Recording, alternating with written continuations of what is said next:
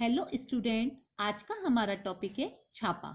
आज हम इस कविता के समस्त प्रश्न उत्तर देखने वाले हैं, जिसके रचयिता हैं ओम प्रकाश आदित्य, जिनका जन्म गुरुग्राम जो कि हरियाणा में हुआ था और जिनकी मृत्यु भोपाल जो कि मध्य प्रदेश में है वहां हुई थी।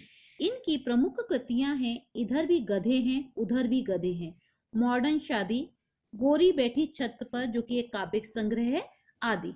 आज हम इस कविता के सभी प्रश्नोत्तर देखने वाले हैं, जिसमें सबसे पहले हमारा आता है सूचना के अनुसार कृतियां कीजिए, कृति पूर्ण कीजिए। कवि ने छापा मारों से मांगा, तो छापा मारों से उन्होंने क्या मांगा, जैसे कि यहाँ पर लिखा है एक तख्त तो डलवा दीजिए, तो उन्होंने एक तख्त डाला।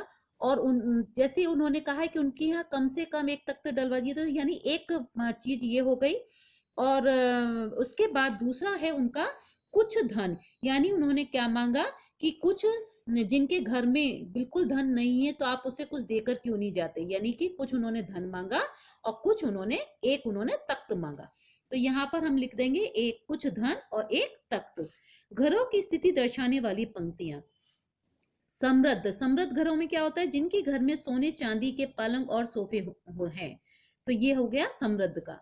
अभावग्रस्त, फटे हुए तकिए और रसोई की खाली पीपियां। अंतिम तीसरा प्रश्न है हमारा, अंतिम चार पंक्तियों का भावार्थ लिखिए।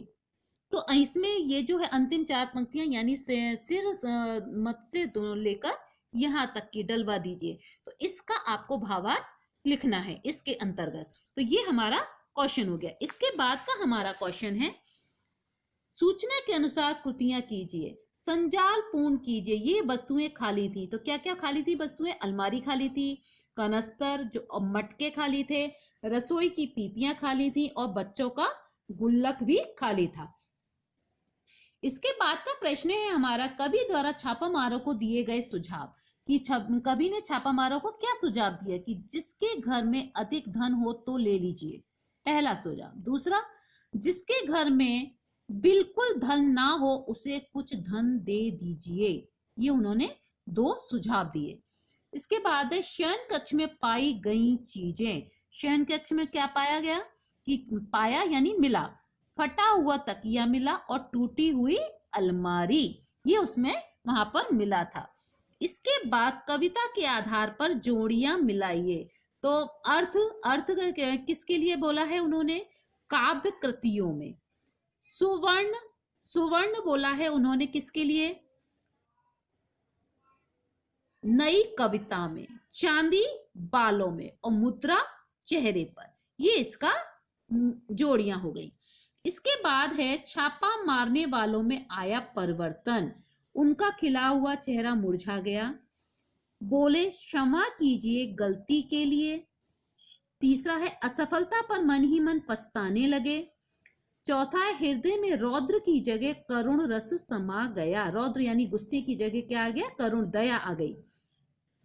इसके बाद का प्रश्न है ऐसे प्रश्न बनाइए जिनके उत्तर निम्न शब्द हों, अरण्य कांड, तख्त, असफलता, अनधिकृत। तो इसके आपको क्या है कि क्या करना है, ऐसे प्रश्न बनाने हैं जिनमें ये शब्द कहीं नहीं आना चाहिए और ये उत्तर है आपका, तो ऐसे प्रश्न बनाओ जिसके ये उत्तर हो।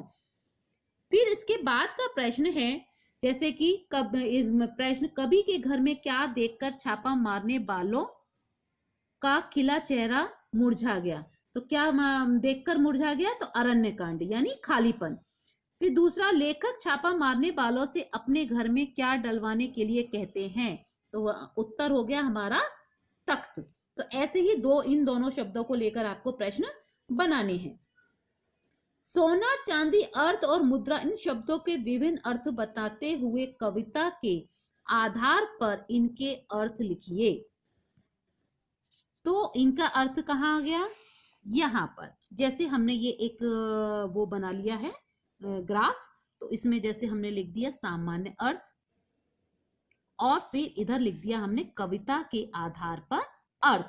तो फिर पहला शब्द था हमारा सोना, तो सामान्य अर्थ सोने का क्या है, पीले रंग की एक बहुमूल्य धातु जो विशेष रूप से आभूषण बनाने के काम आती है। अब कविता में क्या अर्थ है इसका, सोना यानी कि नींद में होना। कवि ने कविता में सोना का अर्थ ये दिया है। इसके बाद है चांदी। सफेद रंग की एक नर्म चमकीली धातु जो गहने सिक्के आदि बनाने के काम आती है। सही में जो सामान्य अर्थ है उसका चांदी का ये है, पर कवि ने कविता में क्या अर्थ दिया है? सिर के बालों का चांदी के रंग का हो जाना, यानी सफेद हो जाना। अर्थ का अर्थ है संपत्ति, रुपया, पैसा, लेकिन कवि ने इसका अर्थ क्या लगाया? मतलब कविताओं में, तो कविताओं में का जो हम अर्थ निकालते हैं वो।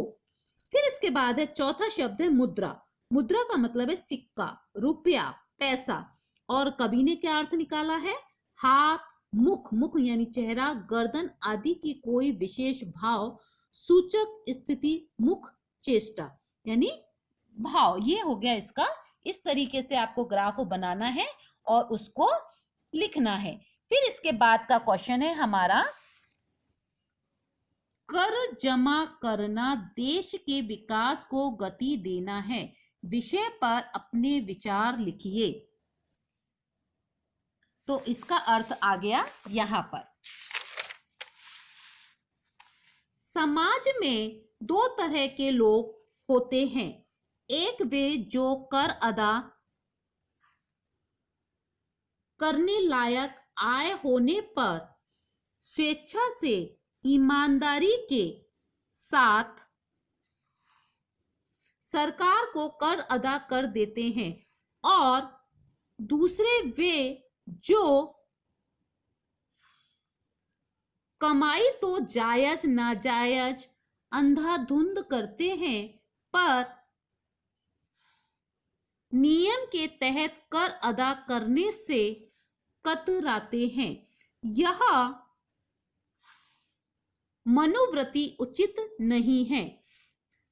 देश के विकास का कार्य जनता द्वारा प्राप्त कर से ही पूरा होता है। चिकित्सा, परिवहन तथा जनता की सहायता शुरू किए जाने वाले सारे कार्य जनता से प्राप्त कर से ही पूरे होते हैं। जिस देश में सभी लोग ईमानदारी और स्वेच्छा से उचित मात्रा में कर अदा करते हैं, उस देश के विकास के सारे कार्य सुचारू रूप से पूरे होते हैं और सामान्य जनता को उनका पूरा पूरा लाभ मिलता है। पर अदा न करने की स्थिति में पैसों के अभाव में सरकार की अनेक योजनाएं अटकी रह जाती हैं। इसलिए कर योग्य आय पर ईमानदारी से कर जमा करना प्रत्येक नागरिक का कर्तव्य है। कर अदा कर हम अपनी सहायता करते हैं, पर जमा करने से ही विकास को गति मिलती है। ये हमारा उत्तर हो गया किसका? हमारा ये उत्तर है कि कर जमा करना देश के विकास को गति देना है इसका। अब ये हमारा उत्तर हो गया। इसके बाद का हमारा प्रश्न है, निम्न मुद्दों के आधार पर विज्ञापन तैयार कीजिए। तो पुस्तक प्रदर्शनी का आपको विज्ञापन तैयार करना है, जिसमें ये सारे पॉइंट आपके आने चाहिए कि पुस्तकों के प्रकार की आपकी प्रदर्शनी में कौन कौन सी पुस्तकें हैं, कौन से समय से यानी तिथि यानी तारीख, कौन से तारीख को आपकी प्रदर्शनी शुरू हो रही है, प्रदर्शनी में आने का समय क्या रहेगा, यानी कब शुरू, सुबह का मतलब जैसे कहना चाहिए समय क्या रहेगा, कब शुरू होगी और कब खत्म होगी, कि सुबह 9 बजे से शाम के 8 बजे तक, इस तरीके से समय आपको बताना है। इसमें विशेषता क्या है, आपकी प्रदर्शनी की क्या विशेषता है जिसके लिए लोगों ने आपके प्रदर्शनी में आना चाहिए, और स्थल यानी जगह, किस जगह पर आपकी प्रदर्शनी लग रही है। तो इस तरीके से ये सारे पॉइंट लेकर आपको एक विज्ञापन तैयार करना है। अगर फिर भी आपको ये समझ में ना आए तो आप मेरा विज्ञापन वाला वीडियो देख सकते हैं और उसके आधार पर आप इसे बना सकते हैं। इसके बाद भी अगर आपका कोई प्रश्न है इससे पाठ कविता से संबंधित, तो आप मेरा ये मुझसे पूछ सकते हैं। और अगर आपको मेरा वीडियो पसंद आए तो प्लीज आप इसे लाइक कीजिए, सब्सक्राइब कीजिए और दोस्तों के साथ शेयर कीजिए।